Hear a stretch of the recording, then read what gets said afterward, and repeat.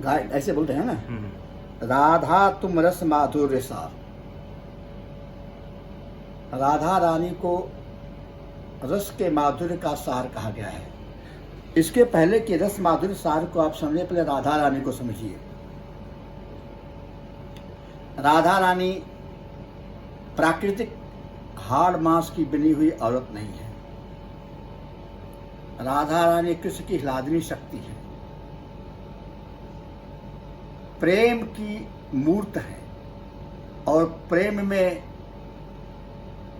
दावा नहीं होता है, केवल वादा होता है। राधा रानी का प्रेम सांसारिक प्रेम नहीं है, और प्रेम सच में सांसारिक चीज होती ही नहीं है। संसार में तो काम होता है, काम। प्रेम तो केवल परमात्मा से होता है।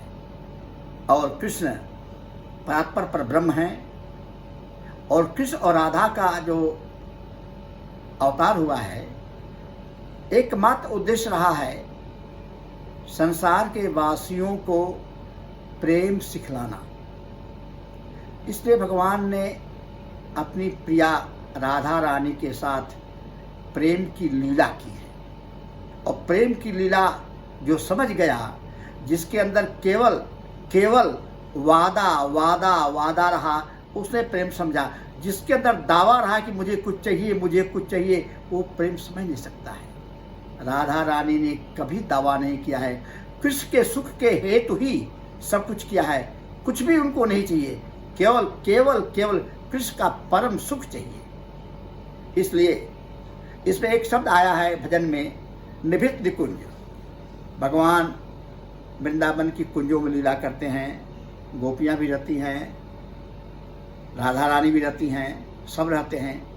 लेकिन जो ऐसी लीला है जिसमें केवल प्रिया और प्रियतम दोनों रहते हैं, वो जगह होती है निभृत निकुंज, एकांत, परम एकांत। उस निभृत निकुंज में राधा रानी के अलावा और कृष्ण के अलावा कोई नहीं रहता है। अब प्रश्न उठता है कि जब राधा रानी और कृष्ण दोनों अकेले रहते हैं, तो उन लीला को कोई जानता कैसे है? वहां पर राधा रानी और कृष्ण के साथ में एक मैना और एक तोता शुक, ये दोनों हमेशा रहते हैं। वो उन लीलाओं का गायन करते हैं जो लीलाओं लोग करते हैं। उन लीलाओं का गायन वहाँ के ऋषि मुनि सुनते हैं वृंदावन के।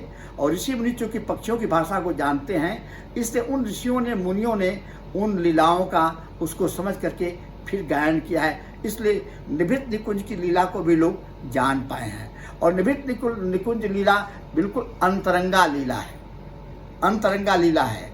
वहाँ कोई माया नहीं है, माया से परे अप्राकृत लीला है, अलौकिक लीला है। वहाँ लौकिकता नहीं है, वहाँ कोई देह नहीं है, कोई हाड़ नहीं है, कोई मांस नहीं है, है ना।